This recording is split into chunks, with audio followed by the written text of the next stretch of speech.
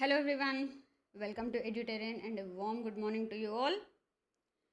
So today we are going to see the current affairs of 16th April, that is of yesterday's, and अगर कुछ बचा हुआ है तो थोड़ा पुराना सा भी. Okay, with this introduction, let me start today's session without wasting any more time. The first question from the national current affairs or the national affairs. Adani Green Energy Limited, a subsidiary of the Adani Group, is undertaking the construction of the world's largest renewable energy park in India. Now, where is Adani Green Energy Limited constructing this world's largest renewable energy park? Solar energy ka park hai currently. Maybe they'll expand that to various other initiatives related to the renewable energy. Earlier, the largest renewable energy park, solar park, was in Rajasthan, but now they are constructing this particular plant or this particular renewable energy park in Kutch district of Gujarat in Khavda. Okay, as you can see, a very huge that they are going to do. Adani Energy Limited, it is a subsidiary of Adani Group. It is undertaking this world's largest renewable energy park in Khavda, located in Kutch district of Gujarat. And what is the aim of this particular initiative? Majorly to establish a significant renewable energy infrastructure and contribute to India's sustainable energy goals, wherein we want to completely be carbon positive or net zero, not carbon positive, net zero by 2070. Okay, moving on to our next question. Now, this particular question is from international affairs, as well as this you can consider this under the defense section as well. Okay, so the question is, between which countries does the 5th edition of exercise Dustlick takes place, and this is going to start on April 15th, 2024. Now, this is going to start on April 15, 2024 and it will end on 28th April. Majorly, this is to see whenever any exercise, be it military exercise, this is military exercise or naval exercise or air exercise, that is aviation, all these air force exercises, all these are majorly done to strengthen the bilateral ties between the countries and also to improve the to improve that relationship among the countries, wherein when they take part in such exercises where they have to work together, they can understand the protocols and other things among the countries in a much better manner. This will help them to continue or to take up that combined exercise in a very peaceful and very easy manner. For this, these kind of exercises help our forces a lot, and this particular exercise Dustlick, it is between India and Uzbekistan. And generally when these kind of initiatives take place, they alternate, that is 1 year they take that in one participating country, and next year alternatively they take part in the other participating country, thereby equal. So this time, last year it was in Pithoragarh in Uttarakhand in India, and this time it is in Termez in Uzbekistan. Okay, so this would be important for you. The dates would be important, that is the dates, where it is going to be conducted, what is the main aim behind that. Okay, moving on to our next question. Very recently there has been a news about Kush. Now you have to tell me what exactly is this. Now this has taken the especially Africa by storm. Not literally. Yes, anyone who wants to try? Okay, let me give you the answer. Now this is a zombie drug containing mixture of cannabis, fentanyl, tramadol, formaldehyde, human bones, all they give rise to this, and this this thing that as a drug. And it seems that these people who are under its influence, they are digging the graves to get the human bones that can be used in preparing this. and because of which there was lot of issues, especially in Africa. And earlier it was only xylazine, also known as trank dope or the zombie drug. Now it's called as, that is a technical name, now it's called as kush, and it is posing significant problems in West Africa, especially particularly Sierra Leone. And as I've said, it has not only is responsible for dozen of deaths per week there, but also they are digging up the graves to get that human bones that can be used under this, the pulverized powdered human bones.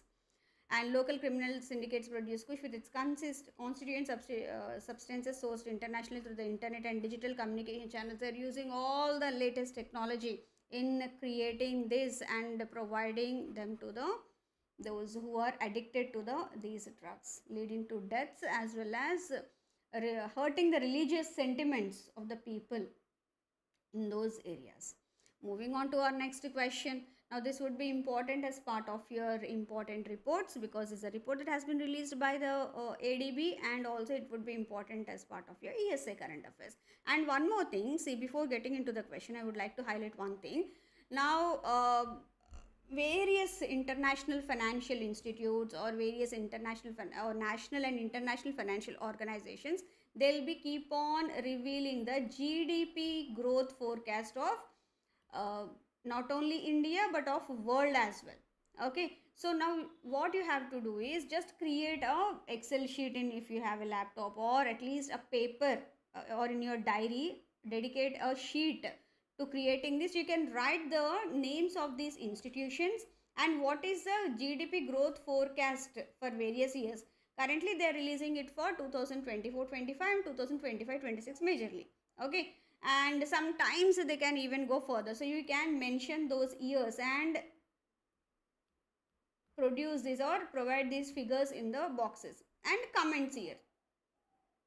Whatever the comments, if there are any comments that they have made related while revealing these figures, if they make any comments, write those comments. Now why I am telling you this would be very very important. 1 to 2 marks you can score from this itself straight away. Thoda sa work hai, but not only that, this work will help you in using this content or figures while answering any this economy related questions in ESI. You can substantiate these figures, use there, and write your answer. So please create a table for yourself. This why I can also do, मैं provide कर सकती हूँ, but if you do this by yourself, आपको ये अच्छे से याद रहेगा. You'll be able, the recall nature will improve. At the same time you will be able to analyze कि कैसे ये what is the trend, whether it is increasing, whether it is decreasing, why, what is the reason. All this will help you in your descriptive answers as well. If you need any help in this, I'll be more than happy to guide you, but this is very very important for you to do. Okay, so coming back to the question, Asian Development Bank raises India's GDP growth forecast. This is what the main statement of the news article was. Now from that article I have picked 2 statements. The Asian Development Bank has lowered India's GDP growth forecast for the current fiscal year, that is financial year 2025. ADB projects India's GDP growth at 7.2% for the 2025-26 fiscal year. Okay, now which of these 2 statements are true? They're expecting robust investment in both public and private sectors, hence they have rather lowering, they have increased the India's GDP growth forecast for the current fiscal year. Not only that, they have put it on a little bit higher notch for the 2025-26 fiscal as well. So here only statement 2 is correct. Okay, so here as you can see here 7 they have highlighted. Earlier the previous estimate was 6.7%. Last time when they revealed the GDP growth forecast, they said that for financial year 25 it would be 6.7% only, but the latest data it says they have increased that. Why? Attributed to robust investment in both public and private sectors, and future also they are saying it would be good. That's the reason from 7 they have increased that to 7.2%, indicating a sustained economic momentum. Whatever the momentum that we are going to get, that they are saying that it would sustain, it will not deplete. Okay, moving on to our next question. Now this would be important under your important programs or ESA current affairs as well. Now consider the following statements regarding the girl child empowerment mission. Okay, which of these following statements are correct? GM started as a pilot project in 2019 with 200 participants. The program faced challenges due to COVID-19 pandemic in 2020 and 21, but yes, managed to expand its reach. As the name itself suggests, these are the programs that are being done for empowering girl child. The new edition, because since it was launched earlier itself as a pilot project, the new edition has been launched or commencing from April 2024, and this year they are planning to engage around 3000 meritorious children from the underprivileged backgrounds from 42 identified locations of wherever the power sector units, these organizations are there. Here actually it is an initiative, you can say social responsibility initiative of NTPC.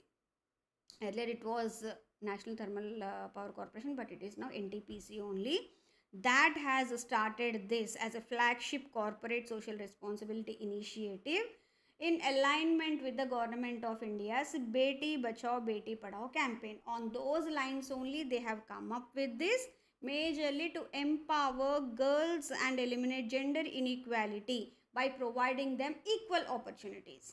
Okay, and as part of which they have launched this in not 2019 but in 2018 itself. After 2 years अच्छे से चला था, but during COVID time they couldn't run this properly, but again they have bounced back with greater energy.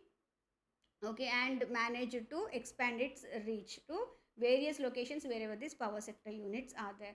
So here only statements 2 and 3 are correct, otherwise 1, because it was launched in 2018. In three locations they have done. And what are the focus areas of these workshops or the help that they are going to provide? It focuses on health, hygiene, safety, fitness, sports, yoga, along with the emphasis on skill development, confidence building and counseling. With this, the girls would be able to come forward and take up more opportunities or whatever that opportunities that are laid out to them, and this will help nurture leadership qualities among girls and prepare them for a better future or challenging future. Moving on to our next question. Very recently, World Health Organization has released the Global Hepatitis Report for the year 2024. Okay, as part of which a lot of facts and figures have been released, and I have shared this on the Telegram group and channel as well, the gist of this report.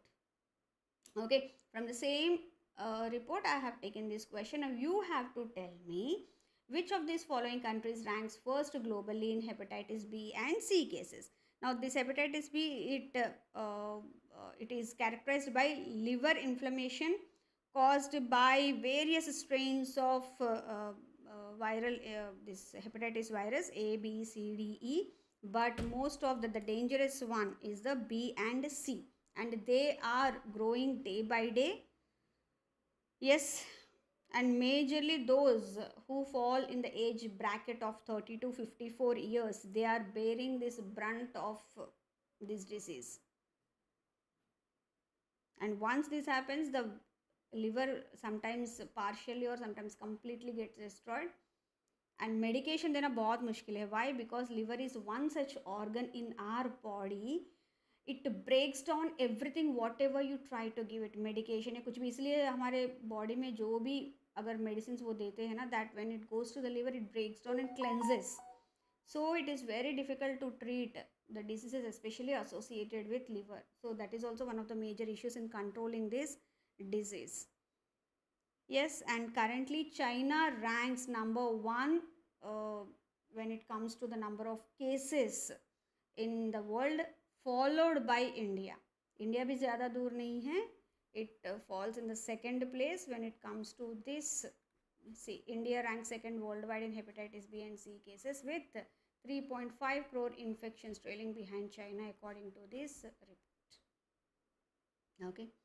Moving on to our next question. This is important under the important national and international days of regular current affairs. Now you have to tell me, when was the World Homeopathy Day celebrated? Homeopathy is one of the treatments, like we have allopathy, Ayurveda, etc.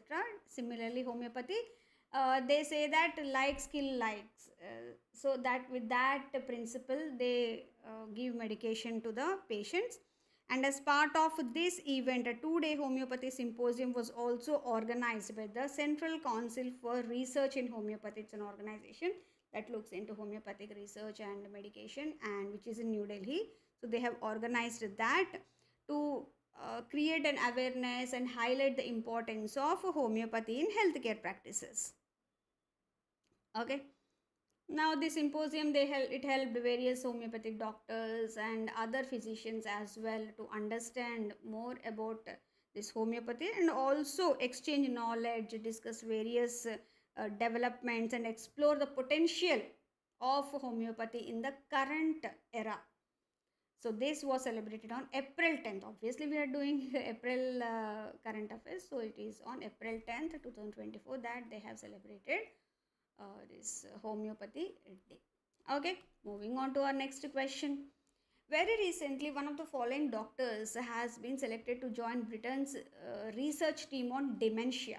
It is one of those brain-related neurological diseases that leads to slow death of cells. Thereby, the patients will not be able to remember anything. Okay, that forgetfulness.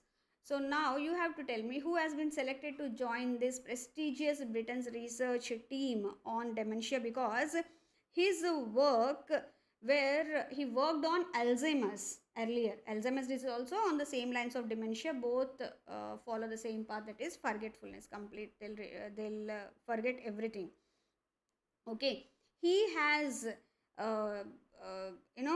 developed a biomarker, or he has recognized a biomarker in our body, in human body, wherein that helps us understand whether a particular person in his or her future time will be affected by dementia or the Alzheimer's disease. So that led to help for dementia as well, because of which he has been selected for this particular team.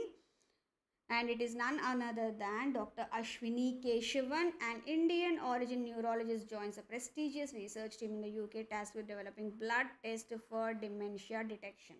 And the team's research aims to revolutionize dementia diagnosis, making it more accessible and affordable within the next 5 years, because currently the diagnosis is very, very difficult. Until and unless the symptoms of the disease sets in, it's very difficult for anyone to recognize or to understand that the person is being affected with either dementia or the Alzheimer's. So इससे क्या होता है, पहले अगर recognize किया जाए, okay, in another few years this particular person might get affected with this. In such cases, there might be a chance with medication and proper care that can be halted or altogether stopped. For which his work, he has studied on PTAU 217, which is a biomarker. Biomarkers are हमारे gene इसमें ही होते हैं, and they help us understand कि आगे how they are going to affect on a particular organ, for a particular disease, etc. So parallel research by Oxford and Cambridge University also aims to test various proteins for detecting different types of dementia, enhancing overall diagnosis capabilities. They are not talking about a cure, etc., because which is very difficult, because the degeneration of brain cells are happening and it's very difficult to regenerate them. So instead, even if we are able to diagnose it timely, we can at least halt or at least prolong to halt that disease. So that's what they are working. See, it leads to cognitive function decline, affecting memory, reasoning, comprehension, and other cognitive abilities distinct from the normal aging effect. Normal aging में तो होता ही है forgetfulness, but it accelerates in this case. Along with that, bodily functions also get affected, and this sometimes dementia can result from brain cell damage, stroke, or other factors that impact the daily life as well. Moving on to our next question. Ramphicarpa fistulosa. It was recently seen in news. Now you have to tell me Yes, it is associated with agriculture only. And why this was in news? Because this is creating a loom over the paddy, especially paddy or rice in African countries. Okay, and it is a parasitic weed that grows on rice. Not only rice, it can affect various other crops as well. ऐसा नहीं कि rice नहीं है तो it will not thrive. It can thrive on other cereals as well. That's the reason it is posing a huge, what you'll say, huge threat in currently in African countries. Okay, it is a parasitic weed, facultative parasitic weed, that is without even if the host is not there, it can complete its life cycle using other host from the same family. So here other cereals are also being affected, like sorghum, maize, etc., other cereal crops. It is a facultative parasitic weed. Obligate means they have to have that host only, particular host only, to complete their life cycle. But facultative, they can complete their life cycle even in the absence of the main host, that is in this case rice. It's also called as rice vampire weed. Okay, and it increases significantly when parasitizing a suitable host, that is the output. It decreases drastically because whatever the nutrition that is being provided in that field, everything would be absorbed by these weeds. Okay, and high infestation rates are being currently found in Gambia, Senegal, Burkina Faso, Togo, and to a lesser extent in Mauritania, Guinea, BC, Benin, Malawi, Tanzania, and currently found in 35 African countries, especially with 28 having rain-fed lowland rice areas. Moving on to our last question for today, CDP Suraksha platform has been launched very recently by the government of India. Now you have to tell me, consider the following statements and tell me which of these statements are correct. The CDP Suraksha is a platform providing subsidies to farmers in their bank accounts by utilizing the e-rupee voucher. The e-rupee can be shared with the beneficiaries for a specific activity by organization or government via either an SMS or a QR code. See, the CDP is Cluster Development Program, System for Unified Resource Allocation, Knowledge and Secure Horticulture Assistance.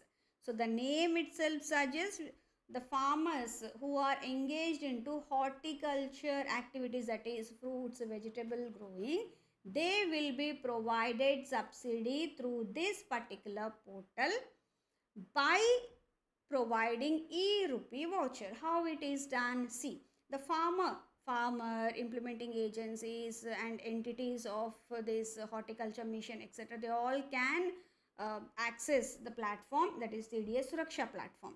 So the farmers can register themselves onto this, and they can place place orders for the purchase of planting material.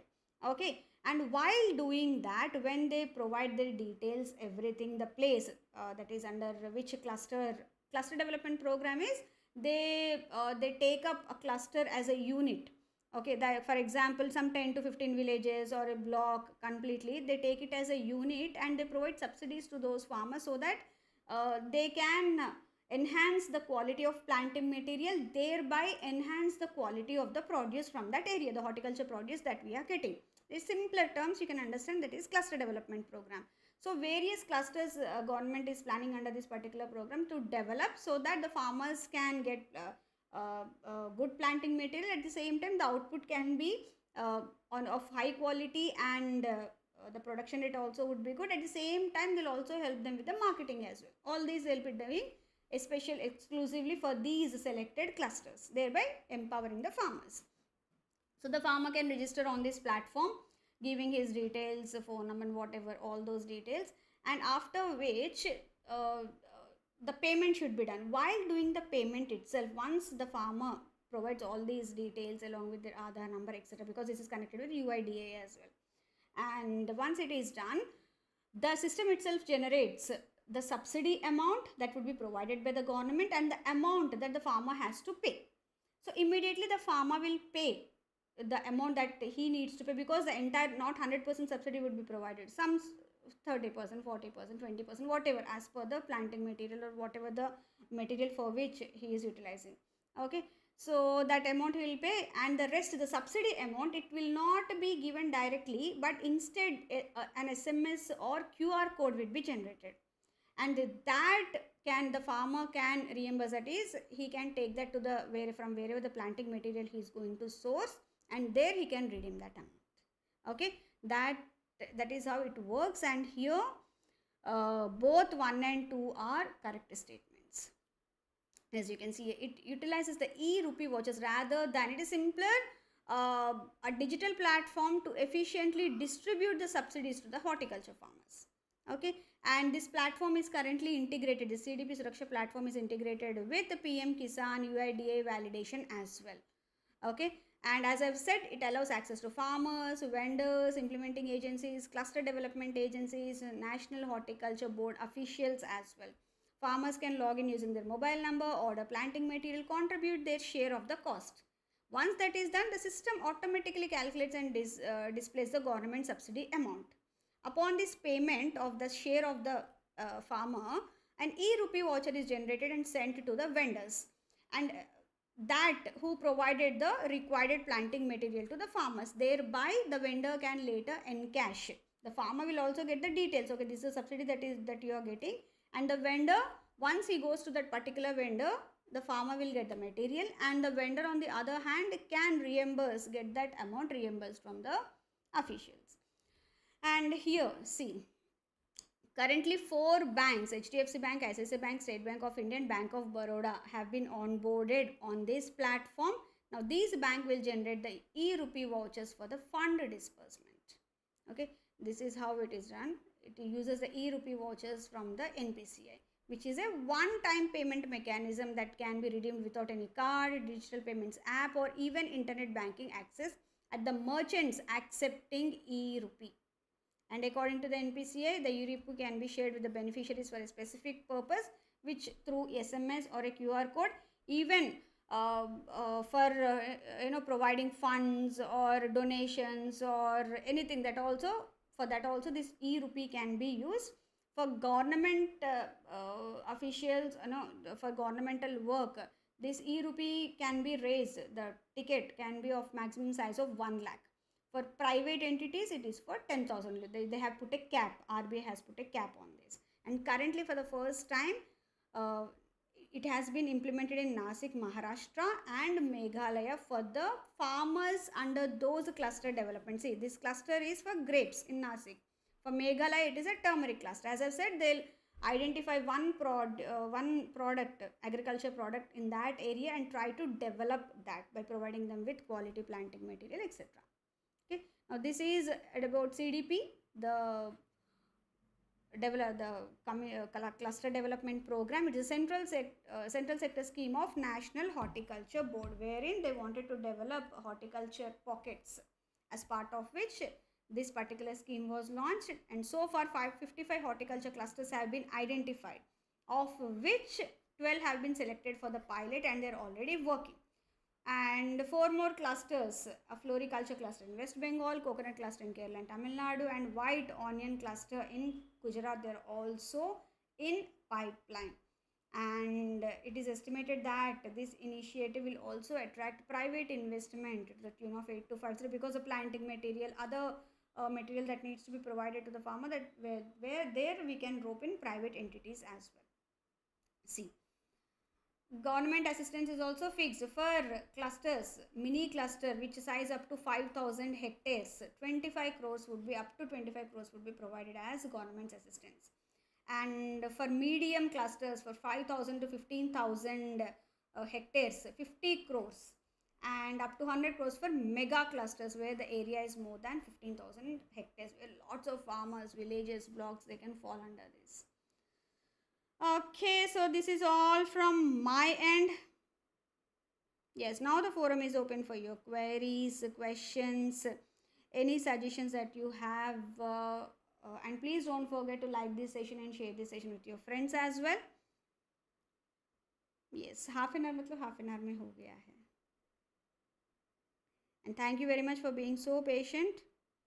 Yes, don't forget to subscribe to the app, download the app and register on that app, so that very soon we'll start with live classes there as well. अभी तो मैं थोड़ा सा hold पे रखी हूँ. And this content as well you can subscribe to our YouTube channel and Telegram group and channel, so that whatever sessions that we are conducting, you can get a notification on time and you won't miss out on any important material that would be very helpful for your examination. Okay, so thank you very much once again. Have a great day ahead. Please take good care of yourself. See you all in the afternoon at 4 on the same YouTube channel with yet another interesting scheme. Okay, take care. Bye bye.